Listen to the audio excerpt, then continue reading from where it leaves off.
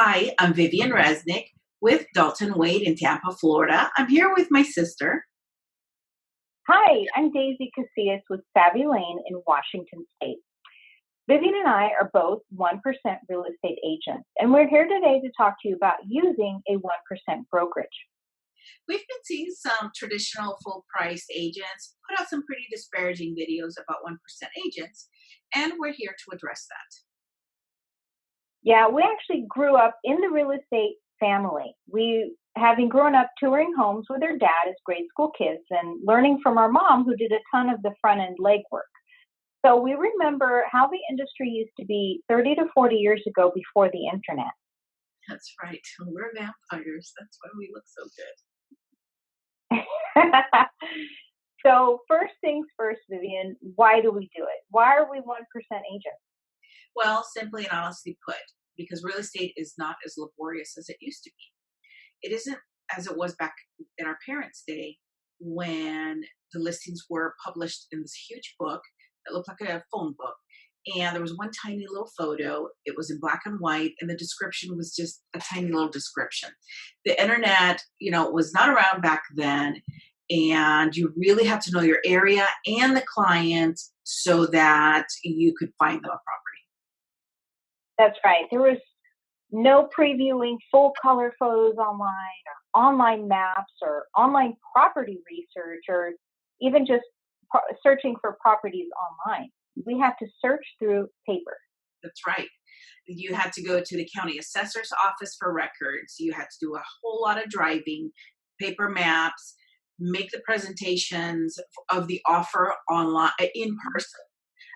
It's not how it is now. The internet has changed everything. So much information is available at our fingertips, and not just us, but the public. So buyers and sellers are coming to the market much more knowledgeable and prepared than ever before.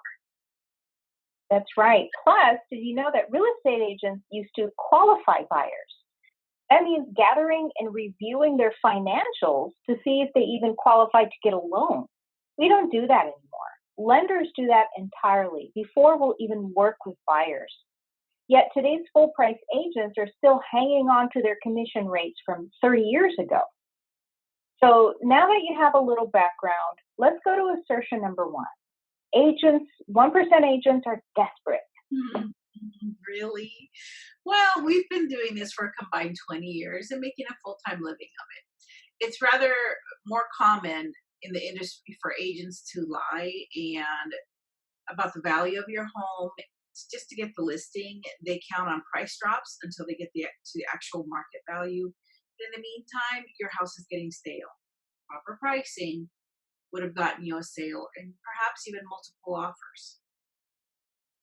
Yes, I think rather it's desperate to disparage another person's business model. There's plenty of business to go around for everyone.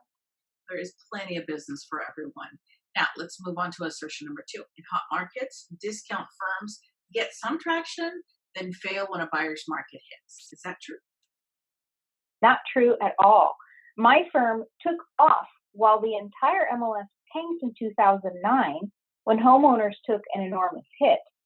Homeowners still need to sell their home in a buyer's market for work, for example, or divorce or medical needs, etc. And they'll want to use a 1% firm precisely because it is a buyer's market, and doing so saves you money. That's right. So there's really no reason to pay yesteryear's full price commissions any longer. That's right. Now, assertion number three, high-end homes require 5 to 6% commissions. Why? Whether it's a $300,000 home or a $3 million home, the contracts, the legal requirements, the issues that come up are all the same. The square footage and quality of the home only changes the market price. How we market our homes hasn't changed because we've decided to keep up with the times and move to 1% firms. In fact, I create a more custom page on my website for each of my listings. Most agent websites only have the MLS data, which in Washington State is a very short 500-character description and up to 25 photos. That's it.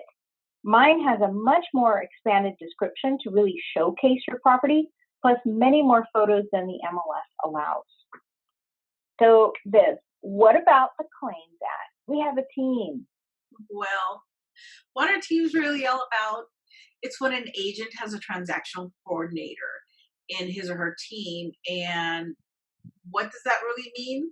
What it means is that he or she delegates administrative tasks to another person so they can focus on getting more listings. That's it. Do you really want to pay for your real estate agent's assistant out of your equity? This is the equivalent of always getting the legal assistant but never speaking with your attorney. Or do you just want one person to walk you through the entire transaction from beginning to end, knowing your case intimately? That's right. So, we hope that you have found this informational video informative and useful to you. If you're in Washington State and you're interested in selling or buying a home, you can find me, Daisy Casillas, with Savvy Lane at listings41.com. And I'm Vivian Resnick with Dalton Wade Real Estate in Tampa, Florida. And you can find me at listforlessflorida.com. We hope you enjoyed the video. We'll see you next time.